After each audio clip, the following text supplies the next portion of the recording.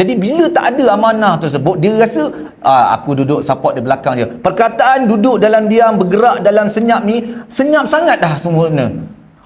Duduk terlalu lama senyap. Terlalu lama senyap sampai hujung raya ke-10 nanti baru habis. Ataupun bergerak dalam gelap. Gelap sangat sampai kami tak nampak gelap tu gelap mana. Tak nampak dah gelap tu. Benda tu dah tak valid dah bagi saya zaman sekarang ni. Perkataan-perkataan macam tu dah tak valid. Menyatakan kami berada di belakang. Memang belakang saja. Tak ada nampak kat depan. Dan belakang tu pula belakang kawan lagi. Lagi belakang. Sampai hanya boleh lambai tak dengar suara.